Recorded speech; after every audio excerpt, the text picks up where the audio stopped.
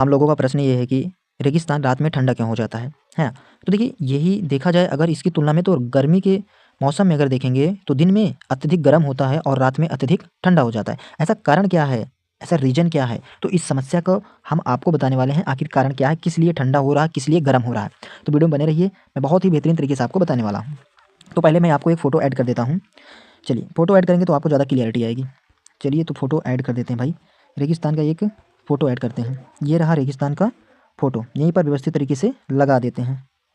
चलो ये रहा फ़ोटो, ठीक। अब हम आगे पढ़ते हैं। तो देखिए दिन में बहुत गर्म क्यों? पहला क्वेश्चन है कि दिन में बहुत गर्म क्यों? ठीक, दिन में बहुत गर्म क्यों? और रेगिस्तान में रेत होती है, पानी नहीं।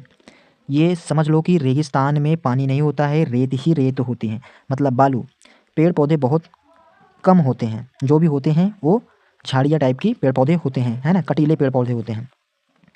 अब देखो बादल लगभग नहीं होते हैं, जो बादल होते हैं नहीं होते हैं इसलिए वर्षा भी नहीं होती है, इसलिए सूरज की गर्मी सीधे ज़मीन पर पड़ती है। सूरज की रोशनी जो है कहाँ पड़ती है? सीधे ज़मीन पर पड़ती है और रेत बहुत जल्द क्या हो जाती है? गर्म हो जाती है। देखिए ये पूरा जो दिख रहा है आपको ये सब रेत ही रेत दिख रहा है। तो एक क्वेश्चन है आपसे, एक प्रश्न है कि रेगिस्तान का जहाज किसे कहा जाता है? कमेंट बॉक्स में टाइप करके बताओ। चलो तो देखिए रात में अचानक ठंडा क्यों हो जाता है? अब ये क्वेश्चन आया ना, ये प्रश्न आ गया ना कि रात में ठंडा क्यों हो रहा है? तो चलिए देख लेते हैं क्या है। अब असली कारण समझिए क्या है। रेत गर्मी को संभाल कर नहीं रख पाती है। रेत जो है गर्मी को संभाल कर नहीं रख पाती है। जो उत्तरी मैदान है उसकी तुलना में वहाँ की जो मिट्टियाँ हैं उसकी तुलना में रेत क्या है? बहुत ही हल्की है। देखिए समुद्र या मिट्टी में पानी होता है जो गर्मी को स्टोर कर लेता है ना। देखिए समुद्र या मिट्टी में क्या होता है? पानी होता है जो गर्मी को क्या करती है? स्टोर कर रखती है। अब देखिए लेकिन रेत में पानी नहीं होता है इसलिए वह गर्मी को क्या करती है?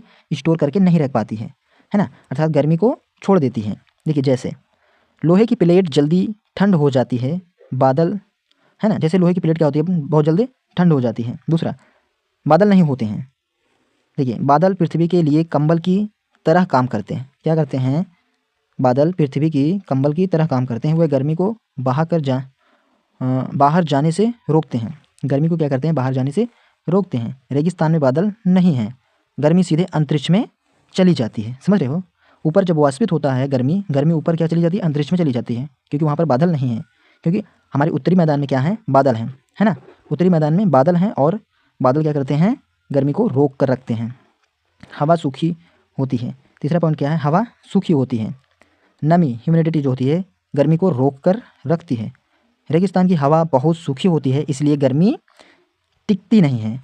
बहुत सूखी होती है इसलिए क्या करती है? गर्मी टिकती नहीं। समझ रहे कि नहीं? यहाँ पर समझ में आया कि नहीं? अब आसान भाषा समझिए।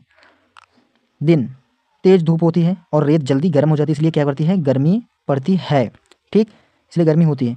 और रात में कोई कंबल नहीं है, ऊपर कोई बादल नहीं है, गर्मी उड़ जाती है, उड़कर अंतरिक्ष में चली जाती है, इसलिए रेगिस्तान में बहुत ही ठंडी होती है। दिन में 45 डिग्री सेल्सियस पहुँचेगा तो वही रात में 5 डिग्री सेल्सियस तापमान हो जाता है। तो यहाँ तक आपको समझ में आया कि नहीं? आया कि नहीं? ठंडा क्यों हो रहा है, गर्म क्यों हो रहा है? तो अगर आया हो तो एनसीईआरटी फन बाय सत्यम को सब्सक्राइब कर लो एंड इसी तरह इन्फॉर्मेटिव वीडियो पाने के लिए हमको फॉलो कर लो, हमारे चैनल्स को फॉलो कर लो। मिलेंगे नेक्स्ट वीडियो में। बहुत बहुत धन्यवाद।